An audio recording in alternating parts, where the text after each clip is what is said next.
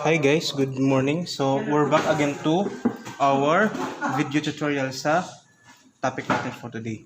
So yung topic natin is about the domain and range ng function.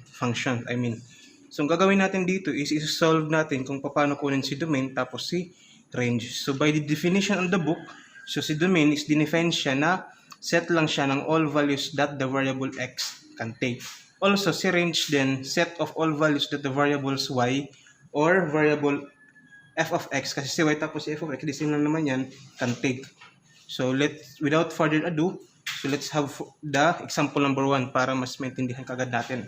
So, let's say for example, meron tayo nito, f of x is equals to x minus 2 over x plus 2. So, paano natin hanapin si domain? So, ang gagawin natin dito is maghanap lang ako ng values ng x in such a way yung f of x ko is magiging define. So kung define siya, therefore hindi dapat maging undefined yung expression na to. So kailan magiging undefined yung expression na to sa x minus 2 over x plus 2? If yung denominator ko is 0. Di ba kapag denominator 0, automatically yung numbers na yun is magiging undefined. So meaning, yung gagawin natin para mahanap ko yung domain dito, maghanap ako ng values of x dito in such a way na magiging undefined to. Then, if mahanap ko yung values of x na magiging undefined to, then therefore, yung x na yun is di-disregard natin as a domain. Kasi yung magiging domain natin dito is yung mga values of x na magiging defined si f of x. Nakuha. Pero yung gagawin natin, maghanap tayo ng values of x dito na magiging undefined to. Then, reject natin yun. Kasi nga, according to the definition, set of all values that the variable x can take siya, yung domain. Sige, paano siya isolve? So, unang-una, mag-solve tayo ng domain dito sa denominator. Tignan natin. I-solve natin ang values ng x sa denominator na magiging 0 siya. So, yung ginagawa natin dyan, i-equate natin yung denominator to 0. So, magiging x plus 2 lamang to is equals to 0 na. So, therefore, yung x ko dito is negative 2. Yung magiging domain ko dito is lahat ng values of x except kay negative 2. Kasi anong mangyayari kung yung x ko is negative 2? Magiging undefined tong function na to. Nakuha. So, yung mga domains ko, pwede siya maging negative 1, negative 3, until negative infinity. And also, pwede siya maging positive 1, 2, 3, 4, 5, and so on to positive infinity. So, yun yung mga values of variable x can take. Nakuha. So, paano natin isusulat yung final answer natin dito? So, pwede isulat natin siya in a set builder way. Set builder notation yung gamitin natin. So, x such that x is an element of a real number. Then, x natin must not be equal to negative 2. So, meaning, yung values of x natin, sobrang dami. So, sobrang dami na yon, maghanap lang ako ng isa na hindi dapat i-include, which is the negative 2. So, x natin, hindi dapat maging negative 2. Nakuha. Or pwede din, in writing answer sa domain tapos sa range, pwede gumamit din ng intervals or interval notation. Now, using interval, paano ko naman to isusulat? So, in interval notation, madali lang. So, magiging ito from negative infinity to negative 2, which is dapat hindi siya included, parentheses, yun, open parentheses, negative 2 again to positive infinity. So, ganun yung magiging sagot mo. It's either this one or this one. So, the same lang sila actually.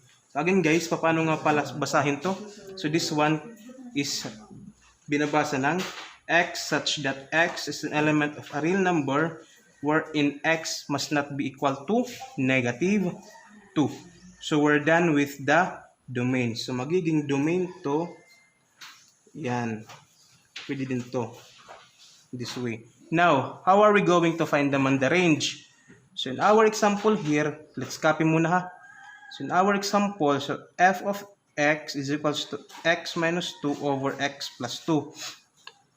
Paano hanapin si range? So unang-una guys, if maka-encounter kayo ng ganito lamang siya na rational function, so ang gagawin natin dito, si f of x, palitan muna natin siya ng y. So magiging y is equals to x minus 2 siya over x plus 2.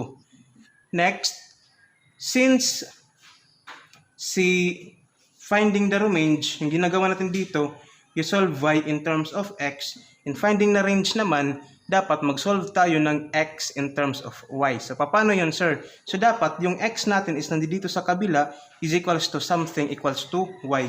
So, dito kasi, y is equals to something x. So, that is solve y in terms of x in finding the domain. So, y is equals to something equals to x. So, dito, we do the reverse naman. Solve x in terms of I. So, dapat meron ako, in the end, x is equals to something y. So, paano yan gagawin? So, first, let's cross multiply. So, ito, magiging y times x plus 2 is equals to, you have here the x minus 2. Then, you distribute y to x plus 2. Magiging y, x siya, plus 2 times y, 2y. Very good, is equals to x minus 2. Next, anong gagawin natin? Di ba sabi ko kanina, so dapat, yung goal natin, magkaroon tayo ng x is equals to y. So, lahat ng x, ilagay ko sa kabila, sa left side ng equation. Lahat ng y, ilagay ko sa right side ng equation. So, ito, may x, kapihin muna natin to. Yx, ito, transpose natin, magiging negative x siya. Tama? Is equals to, ito, transpose sa kabila, negative 2y. Tapos, you copy the negative 2. Then, as you can see, since goal natin si x, let's factor kasi common naman siya. So, magiging x yan, tapos ito magiging y minus 1. Nakuha, is equals to, so ito, may factor ba yan? Wala. Meron. So, anong factor niyan? So, meron tayo dyan, negative 2. Let's take out the negative 2. So, yung matitira dito would be y, tapos ito naman would be positive 1. Nakuha. So, negative 2 times y, negative 2y, negative 2 times 1, negative 2. Tama ba? Tama. Tama. Then, you divide both side ng y minus 1. Ito naman, y minus 1. By the way guys, finactor out ko lang kasi baka may kailangan tayo i-cancel. So, since wala tayong kailangan i-cancel dyan, kasi y plus 1 naman to, ito y minus 1. So, okay na yan. Yung x natin dito is negative 2 times y plus 1 all over y minus 1. So, ito na yun. So, paano ko hahanapin si range? So, the same yung gagawin natin dito. Kailangan i-equate natin yung denominator ko into 0. So, magiging y minus 1 lamang siya is equals to 0. So, therefore, y is equals to positive 1. Yung range natin dito guys is lahat ng real numbers except kay positive 1. Kasi anong mangyayari kay kung kunin natin si 1? Magiging undefined to. So, hindi na siya pwede. Nakuha. So, paano natin isusulat yung final answer natin? So, you write here. So, yung range natin dito, so, hindi na x. So, y such that y element ng real number. So, yung y natin dito must not be equal to 1. So, ganun. Other way naman, range natin pwede in interval notation. So, pwede siya guys. So, ito. From negative 1, hindi negative 1. From positive 1 to negative infinity siya. Yun. Tapos, positive 1 to positive infinity. So, ganun. So, I hope naunawaan nyo kung paano kunin si domain tapos range. So, mamaya, magbibigay tayo ng pangalawang example.